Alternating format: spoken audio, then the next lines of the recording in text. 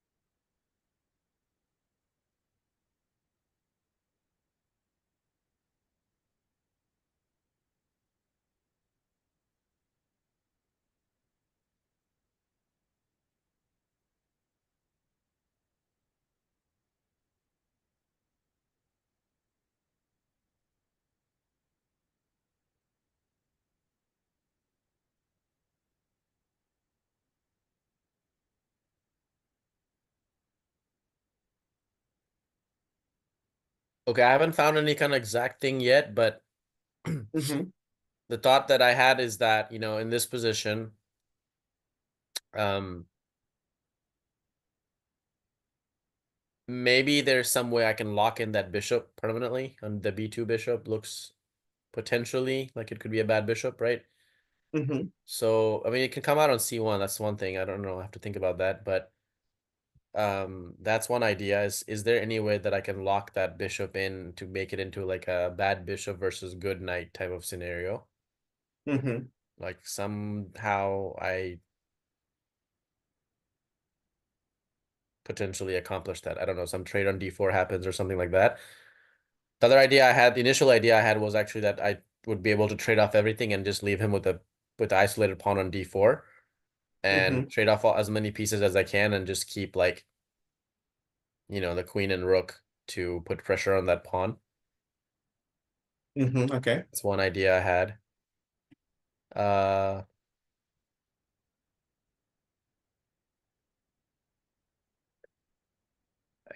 Obviously f4 is a good square for me to think about establishing as a home in this position.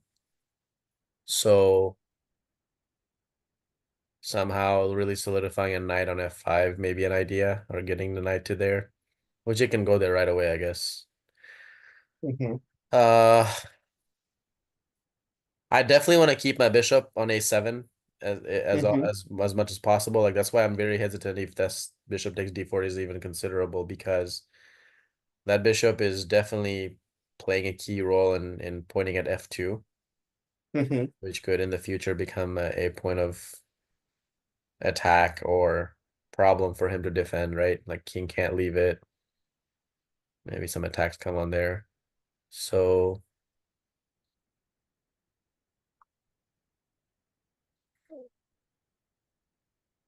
considering all those things. Okay. What So would I generally, we play? have a very easy way to approach the initial few moves. Yeah. So like a situation like this, when pawns are looking at each other in the center, such position is known as a central tension position. Yeah. Mm-hmm. The technical term you can say. So we have a simple that whenever there is a central tension, you constantly have to figure out, should you neutralize it? So basically, should you start an action of taking, and stuff like that?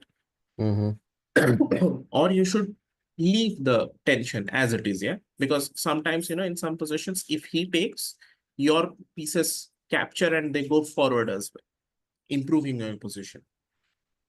So sometimes we can even leave the tension. We don't have to do anything. We can just Right. maintain the tension.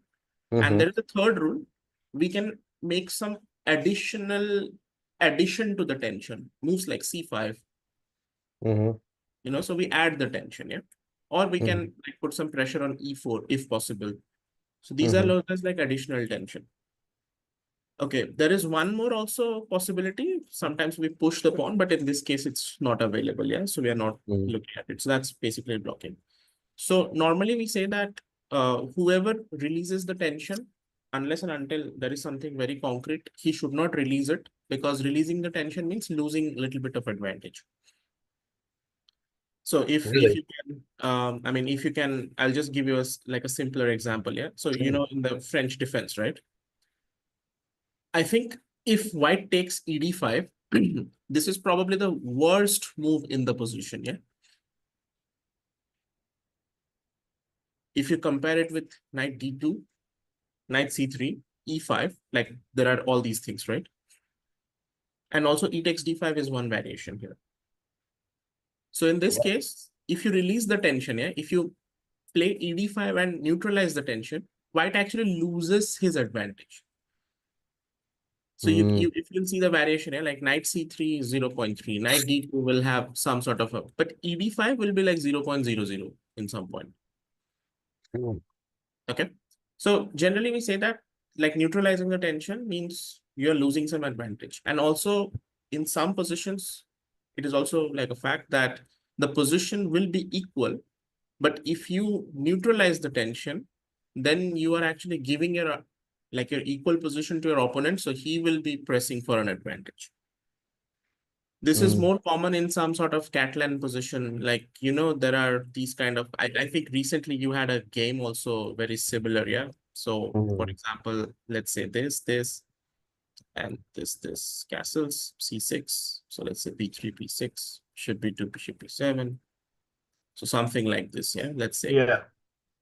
So here you can see, yeah, like the moment he takes, it's like he's neutralizing it and white is getting slight advantage. Yeah. Right.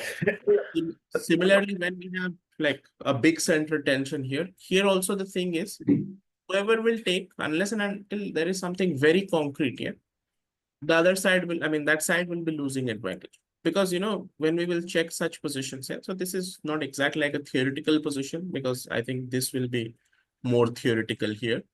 So in this case, you will see, like, let's say this is the position, yeah. Here, there will be no recommendation for white to take such pawns. Because if you take the pawns, you are losing advantage here. Mm-hmm. White will usually play rook d1 or rook f d1, knight h4, like you can see, yeah, to increase more and more pressure on these guys. But they will never neutralize. I see. Okay, so these are the 4 rules you can say. So when we start looking at such positions, we have to first consider, okay, shall we neutralize or not? Because it's still attacking your pawn, right? Mm-hmm. So neutralizing, obviously, in this case is much better with the knight, because you don't want some additional calculations like this. Yeah, it's pointless for you right now. Mm-hmm. So neutralizing like this. So now even with the rook. So basically the whole point is now you don't have to worry about any knight jumps. Yeah, the rook is hanging. Yep. So you don't calculate anything. Okay, queen e4. So this is a good neutralization. Now, if you have something good in this position, then you can go for this variation. So do you have something here as black?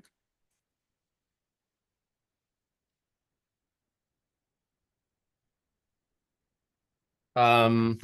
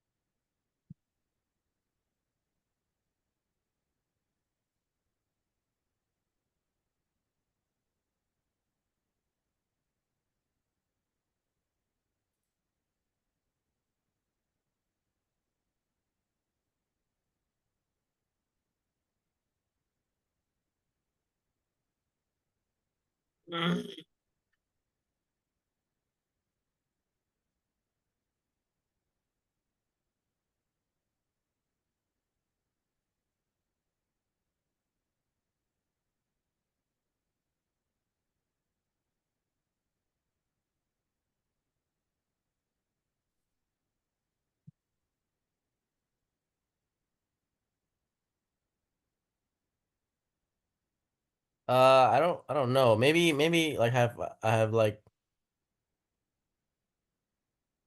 Queen A4 type of stuff where maybe I can, you Okay, know, queen pin that eight. knight somehow and then try to create some threats with the bishop and C3 pawn, etc. That's Mhm. one idea. But then he has queen takes B7. Well, no, he doesn't because I'm taking the rook. So, But he can play rook a1, yeah?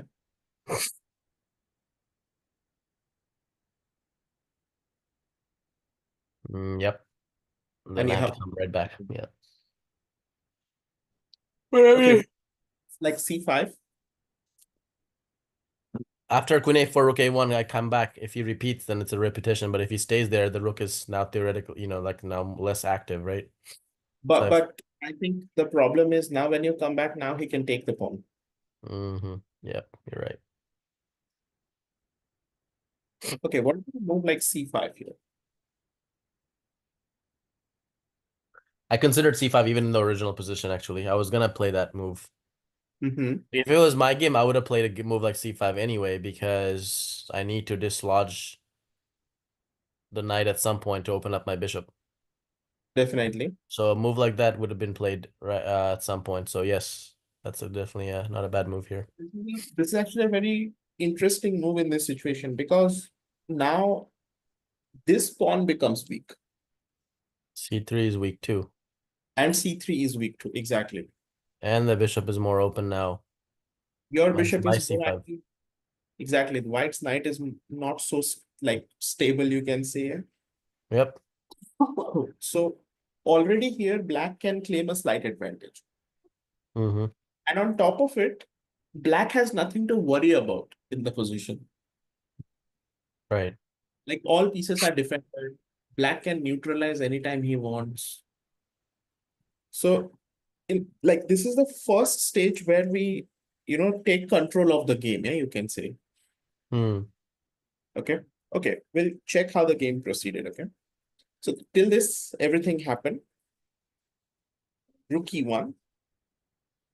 And okay, here is another question. So let's just say you are playing as black here. How would you continue? Now that you have secured a state like a small advantage, how would you continue from here?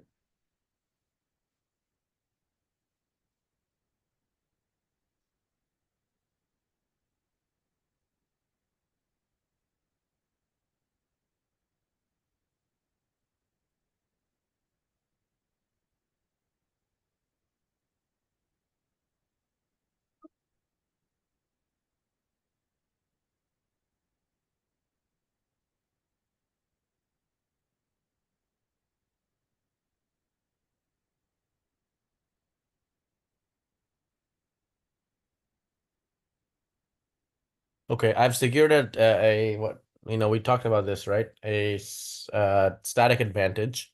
Mm-hmm.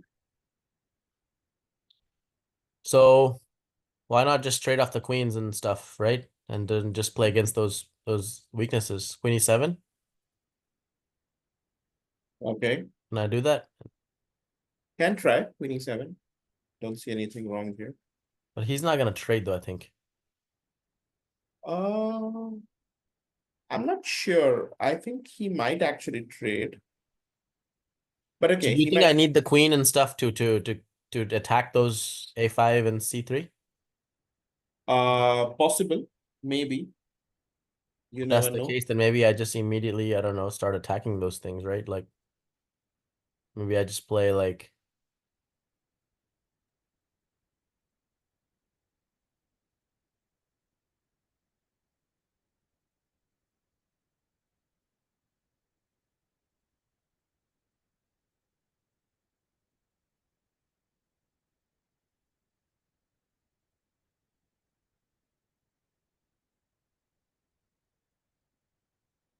several moves that are possible. King f8 is a possible move.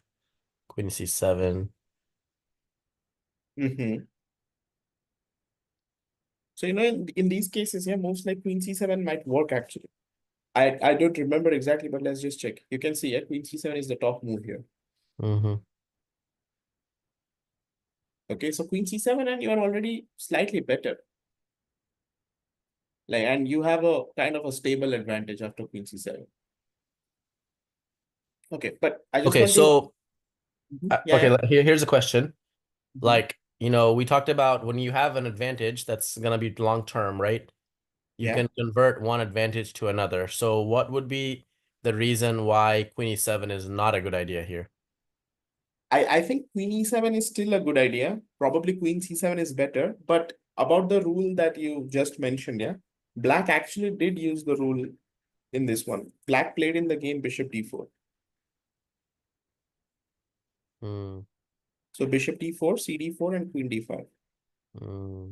So he's using, I mean, apart from the pawn weakness, like there were multiple pawn weaknesses, yeah. So Hmm. apart from that, Black just, you can say, transformed his position. Now he wants to play a good knight versus a bad bishop kind of situation. Hmm. He's gonna get the rook to d5, knight to e6, and then walk the king over to d5 and Yeah, something, right? that's very much similar what happened in the game actually. So rook d5, rook e8, king h7, bishop c3, and rook d7. And now I'm just gonna play like this. Hmm. And you can already see that white might actually lose a pawn here. Hmm. So after rook d7, I think king f1 was played. Oh no, sorry, g3 was played. Knight e7, king f1, knight c6. Maybe he should have played king f1 first, right? I think first Why king did he f1. play g3? No, I To think if stop this would have happened, then knight f1, at knight f4? f2. Yeah. Okay. Okay. And now I'll just come anyway. Like you cannot play king e1 or king e2. So I thought this whole rook check was not a good idea, right? He should have immediately played rook d1 and immediately walked the king up, maybe. like here, Something like that. Yeah, like keep the rook in the back rank to protect the pawn. but how And will then you what? protect this queen?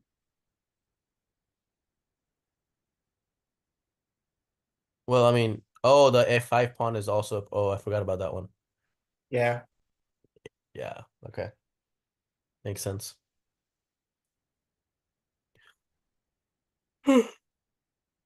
Okay. Yeah. So, but okay, I mean, I actually white. I mean, the decision which white took was not bad. White understood that he cannot defend this position slowly. Yeah. So white wanted to go for some active defense, which involved sacrificing a pawn. So I think here king e2 was played. Knight d4, bishop d4, rook d4, rook e7, Mm, f6, rook b7, and rook d5. mm-hmm. Rook a7, rook a5, and okay, g4. So these type of positions, as you already know, yeah, like are very drawish in nature because one extra pawn sometimes is not enough. Okay, but let's talk a bit about this conversion of the rook endgame. Yeah. So if you are black here, how would you proceed here?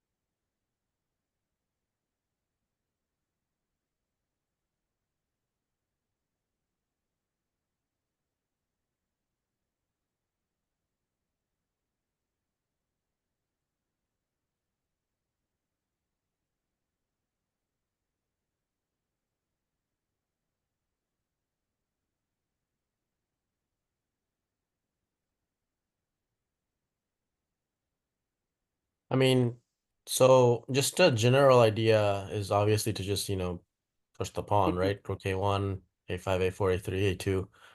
Get the king to come over, then switch over and start attacking the kingside pawns. Some ideas that I'm considering is, can I lock in the kingside pawns in such a way that, first of all, he can't trade any of them with me, right? Like stop any kind of idea of him playing f4, h5, and g5 type of stuff. Okay. I want to keep all the pawns on the board, and maybe some way that I can cut off the king also, but I don't think that's all that is necessary because f2 is going to be a thing. And if he ever pushes f2 all the way to f5, h3 is the problem.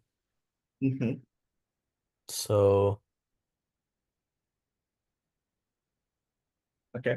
So see, this is go I ahead. would say that like the I mean, when we say this endgame conversions or endgame work, yeah, this is where the practical knowledge of rook endgames work and also the theoretical positions.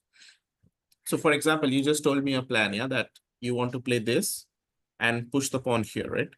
Yeah, I know what you're gonna say. Even if I get one of the pawns 2 against 3 is gonna be still a draw, right? No, not that. So Oh, I just wanted to say, like, let's give you the best, like best improvement. Okay. So this is what you can achieve at the max, right? yep. So if I just make one small change here, so let me say if I just put it like this. Okay, how is next? Like how is black winning next? So it's like you got what you wanted, Yeah. but what next? Because now Um, you can win only when you get the king to this square and then move the rook, right? right. The king is So never coming there, basically, right? no, I mean I'll just let you be there. So basically I'll allow you to go here. Okay. I won't be doing anything specific. Well, yeah, by then the And now I start giving checks. yeah, that's another So issue. I didn't even think about that. if you are thinking to win the game in such a way, then this is the max till which you should push the pawn. you should not push A2, because if you push A2, then your winning chances are over. I see. If that is your plan, yeah. If this plan is like a good plan, if you want to get to B3, then keep the pawn at max on A3. Because if you Okay. push A2, you are taking your own hiding square. Hmm. Your king is supposed to hide on it. Right. Okay. So this thing can be learned from the theoretical endgames. So Yeah. like this position will be shown in many books where they will have the white king on G2 and black king, okay, somewhere on G6. They won't have any pawns on the king side. So there won't be any pawns here. And Mm-hmm. they will see if you are pushing this move or not. Because if you push, that's a mistake. If you Mm-hmm. try to take your king here, then it's a winning method. Like you're trying something.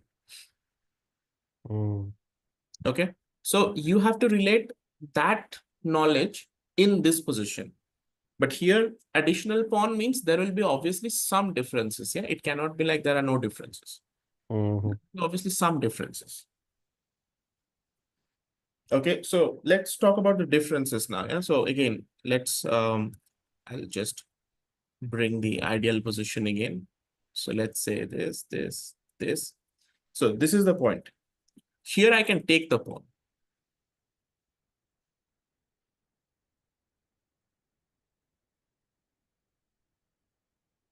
If black's pawn was on A2, like this, and let's say this. Here, white is not able to take this one. Yeah, I'll just play rook B1. Yeah. But since you haven't pushed A2, whenever you come here, I'm going to take the pawn, Yep. which means problems. Yeah, because now when you go here, let's say I come here, now white will have his own counterplay with his other pawns. Like white will also try to create a pass pawn.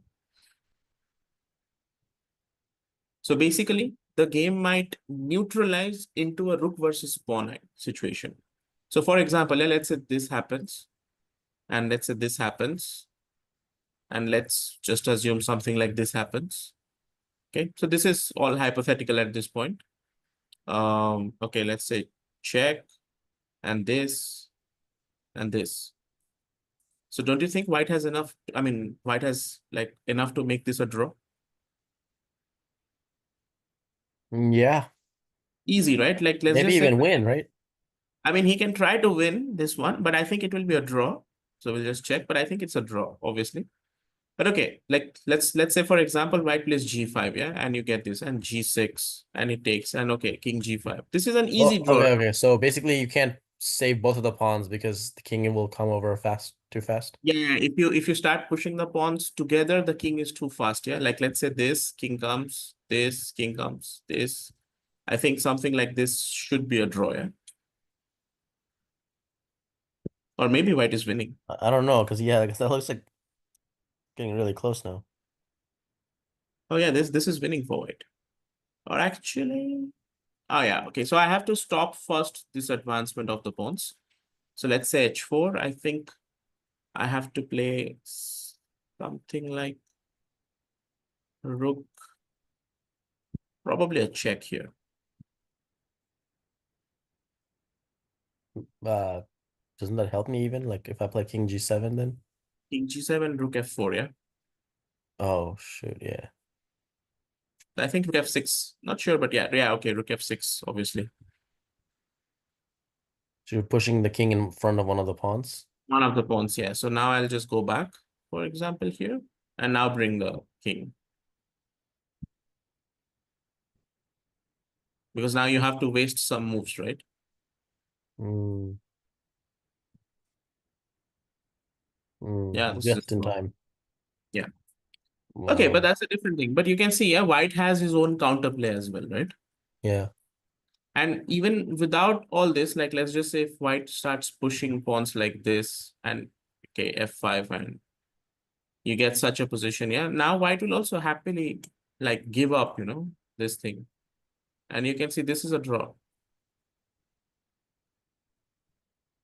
Mm,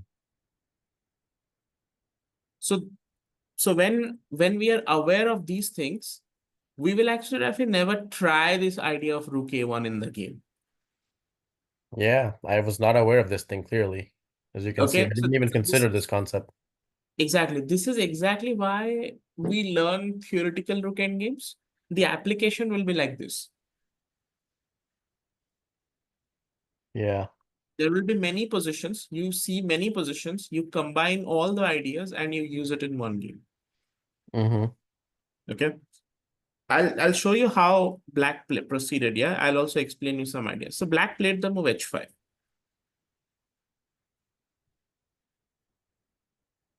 And then Okay. So white took gh5. What do you think? Is this a good move or a bad move?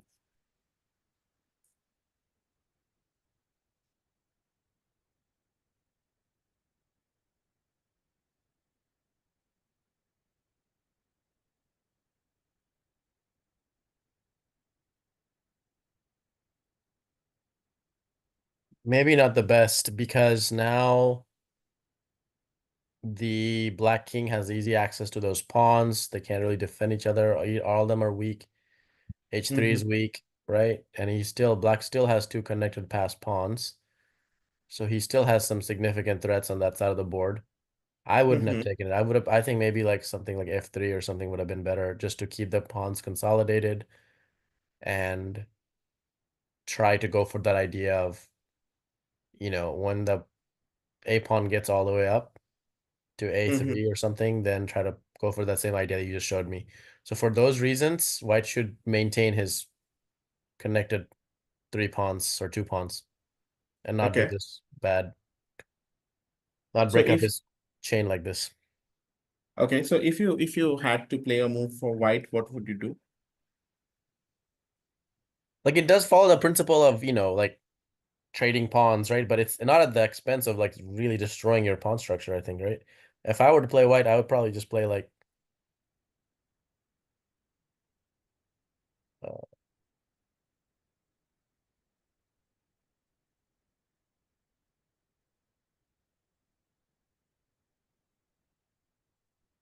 thing is that if you don't take it, it pushes or something. Yeah, exactly. So if you don't take on h5, yeah, black will push h4. Right. And then you have another weakness H3. permanently. So you Yep. have to defend that weakness, Mm-hmm. which makes my king a bit more free, to enter into your position. Yeah. Then it becomes a bit tricky because if you realized, yeah, the rook versus pawn situations were getting a draw because white was able to push his pawns freely. Right. In this case, it won't be possible. Right. Actually, g takes h5 is a good move here. Interesting. Wow. Okay, so see, so many things you have to consider, yeah? Like, it's like choosing between the lesser evil kind of situation. Yeah, that's true. Okay. Okay. Anyway, first of all, black cannot take on h5 right now because this is a very easy draw, yeah? Two versus one. Mhm. So black played rook e5, king f3, and a5. Now, here I had again a simple question for you. So you tried one method to promote where you had the rook on a1 and you tried to push. And there is another method where we keep the rook adjacent to the pawn and try to activate the king. Which method you think in general is more preferable if you're trying to win? Putting the rook in front of the pawn versus beside it like this, Yeah. I would say almost always it's gonna be better to put it beside because Yeah. rooks go behind the passed pawns, right? And if you put them in front, the further your pawn advances, the less active your rook will get by the nature of what it is, right? And the Mm-hmm. only scenario that you can actually use that to your advantage, generally speaking, is if you can move that rook with an attack, with a check, with an attack on a pawn or something like that. So Mm-hmm. from that perspective, I would say that the rook plays a much more active role by staying in a square like this, protecting the pawn and cutting off the king, and letting the Mm-hmm. black king make some advances. Especially like right here, black king is going to take on h5, right? Yeah. Or I guess black rook will take and then come back and black will slowly start moving his pawns. Yeah, okay. Black Very needs to correct. find some way to start activating his pawns on Black the other just side. did that. And you are also correct here, Rafi, that keeping the rook beside, I mean, just adjacent to the pawn is like it gives you more chances to try and fight for a win. This method is pretty much the last method you should try for a win. Yeah. Because if you keep the rook here, we generally say that rook in front of your pass pawn is like a very bad pass pawn. Yeah. Okay. So this is what I mean. The position is still drawn, but this is what like black tried here, you can say. So king f3, a5. This is what happened. King g4, rook g5, king h4, king h6, rook a8, rook h4, king g5, king g4, rook g5, king f3, and rook b5. So now black's king is definitely more free, and white still has some weaknesses. Yeah, it's not like a compact pawn structure. Mm-hmm. So already, I mean, maybe the position is still drawn with some accurate play, but already it's difficult. Like already white has to be very careful. And you can see the mistake. Yeah, white played h4 here. So the moment you played h4, like normally, he's following like some kind of general principle. Yeah, that if you want to make it a draw, you should trade off pawns, right? Mm-hmm. So white is also following something like that. But here the problem is, since the rook is adjacent, now at some point, black will push f5. That means both Yeah. the pawns are defended and the king will be free. Mm. So black instantly grabbed this opportunity. Black played king f5, rook a6, king e5, f3, f5, king g5, and king d4. So see, now my plan is to go here, push. Oh yeah. And you cannot create any counter plays, yeah? Like you cannot take this because I will take this and this is still defended. Okay. So what if Mhm. I try to, first of all, I push, my F pawn, first of all, I play F4, get that as far as I can. Mhm. Then I come back and win F5, right? And Mhm. then try to see if I can, I guess it's too late to go back to catch that A pawn. Basically, he's gonna put the rook behind it or something. Yes, so definitely this is like one good My goal attempt. is to basically come back and sack the rook for the A pawn and hope that my king, I mean, and my F pawn are further down. So I can But try to how will come you in. sack the rook? Unless and until I leave this pawn undefended. Okay, so what's black's move gonna be here? What will black do? I'll just play king c3, for example. Okay. So I play rook f6. Rook f6, a4.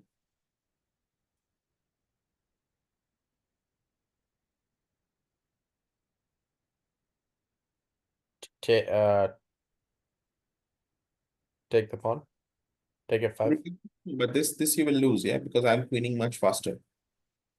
Shoot. Yep. I didn't even think about that actually. Mhm. I was just thinking that I don't know why I was thinking that the rooks would not get traded. Yeah, of course the rooks will get traded. Yeah, of course.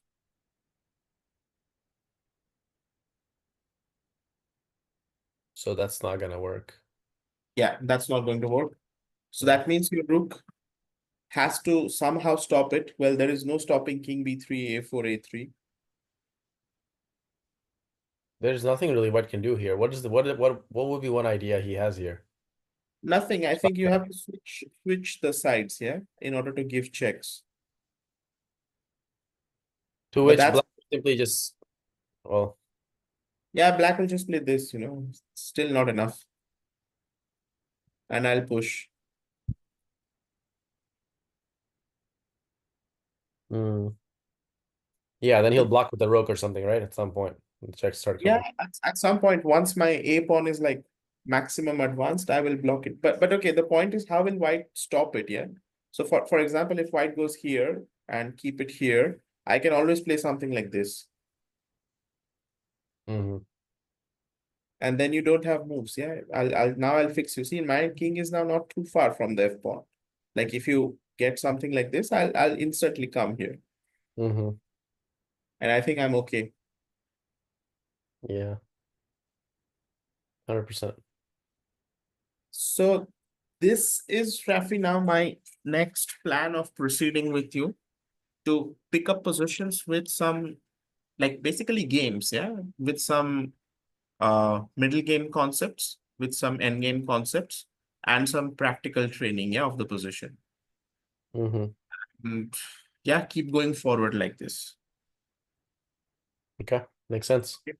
Because see, so many weaknesses we can highlight here from this one. Like for example, yeah, your instinctive idea of doing rook a1. So it clearly highlights that the first instinctive method that you have is wrong. It's the problem of not knowing the rook endgame ideas, you can say. Yep. Okay, None of the so stuff that we just discussed actually came to my head, except for just Mhm. the fact that, oh, I think I can just get the pawn all the way up, get the rook there, and then maybe hope that he makes some mistake is one idea. Like he plays king, Mhm. I don't know, d2 or something. Um, the other idea I had was that once I get to that scenario, I will just try to see if I can improve my king, my black king. But the Mhm. checks and stuff I didn't even consider that, I think. Got it. But yeah, you can see, yeah, it's so much like there is so much into such position, yeah. Yeah. Okay, all right. Okay, perfect, Rafi. I think we can probably wrap up here, yeah. Okay. Sounds This good. position was a bit intense and a deep one as well, right? Right. Okay. So, but yeah, my main plan is to cover up as many things as possible, like as many plans and positions as possible. So I think it should be okay. Yeah. Like we can keep doing and keep covering a lot of grounds. And I Mm. just wanted to ask you, if you remember, Rafi, we had a lot of intensive training in the king and pawn endgame. Yeah. Do you think it's also like a good idea to start rook and pawn endgames that way? Yeah, sure. Because considering the fact that you have taken care of this opening and the calculation part, I mean, maybe we should also strengthen our general endgame ideas, yeah? Right. So after the king and pawn, we usually go for the rook and pawn. So maybe we can get rook and pawn out of the way. Okay, sure. Yeah, we can do that. Okay, perfect. We'll do that then. Awesome. Okay, All right. thanks. Thanks, man. Thank you. Thanks, yeah. I'll see Okay. you hopefully today, tomorrow, anytime. Sure. Yeah, I'll message you as soon as I get free tomorrow. Okay, thank you. Mhm. Bye. See ya. Bye.